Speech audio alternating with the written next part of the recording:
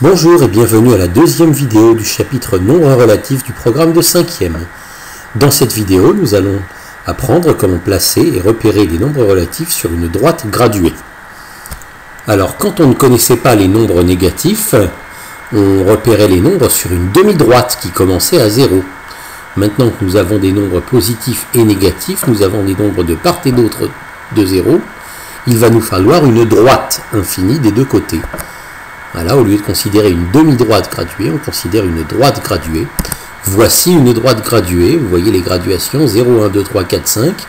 Et les graduations qui sont à gauche de 0 ont été masquées. Alors mettez la vidéo en pause, recopiez cette droite graduée en complétant les graduations qui manquent.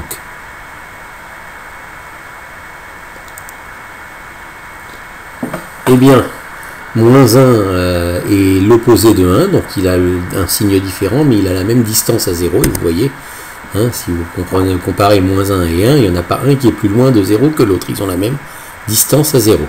Voilà, moins 2 à côté du moins 1, ensuite il y a moins 3, moins 4 et moins 5. Hein. Dans ce sens-là, vérifiez que vous ne les avez pas écrits dans le mauvais sens. Voilà, donc nous avons complété. Quelques éléments de vocabulaire maintenant. D'abord, remarquez que lorsqu'on fait une droite graduée, on fait une seule flèche, et elle est du côté des nombres positifs. Cette flèche indique ce qu'on appelle le sens positif, donc elle nous indique où sont les nombres positifs. Donc on ne fait pas de flèche du côté des nombres négatifs, même si on sait que c'est une droite qui est également infinie de ce côté-là. Donc les points de cette droite représentent des nombres, exactement comme lorsque vous aviez une demi-droite graduée, lorsque vous ne connaissiez pas les nombres négatifs. Le point qui représente 0 s'appelle l'origine. Sachant cela, pourriez-vous, sur votre droite graduée, voir où se trouve l'origine? Eh bien, d'après la définition, l'origine se trouve ici. C'est le point qui représente 0. Ensuite, autre élément de vocabulaire, l'abscisse. Le nombre qui est représenté par un point de la droite graduée s'appelle l'abscisse du point. D'accord ? Donc nous allons voir quelques exemples pour être bien sûr de ce que cela veut dire. Donc regardez ma droite graduée, je vais y faire apparaître des points. Voilà, vous avez vu, hein, vous avez des points A, B, C, D, E qui sont apparus sur la droite graduée. Et je vais vous demander de compléter les phrases qui se sont affichées. Hein, l'abscisse de quoi et quoi.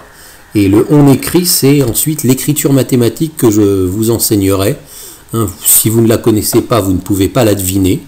Donc, contentez-vous de compléter la partie gauche. L'abscisse de quoi et quoi.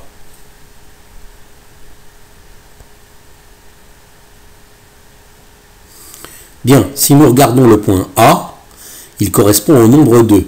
Est-ce que l'on dit que l'abscisse de A est 2 ou est-ce que l'on dit que l'abscisse de 2 est A? Eh bien, pour le savoir, nous allons relire la définition de l'abscisse. Le nombre, représenté par un point de la droite graduée, s'appelle l'abscisse du point. Le nombre s'appelle l'abscisse. Le nombre est l'abscisse. Donc l'abscisse, c'est 2. L'abscisse de quoi? L'abscisse de A. L'abscisse de A est 2. C'est dans ce sens-là que l'on le dit. Et comment ça s'écrit en écriture mathématique? Eh bien, ça s'écrit comme ceci. On écrit le nombre du point. Juste après, collé, on met des parenthèses, et entre parenthèses, on met l'abscisse. D'accord? A entre parenthèses 2, ça veut dire l'abscisse du point A est 2. D'accord? Maintenant, je pense que vous pouvez compléter tout le reste. Mettez la pause et continuez.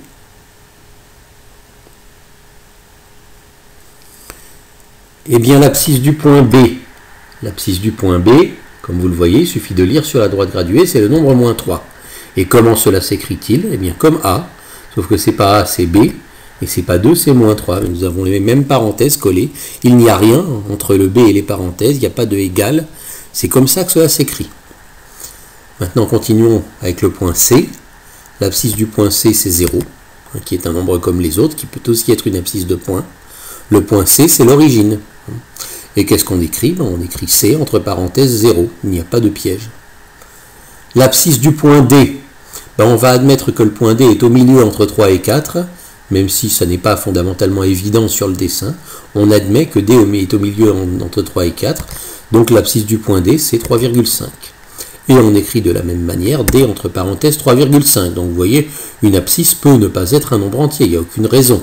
pour que ça ne soit pas un nombre décimal, ou même un nombre non décimal.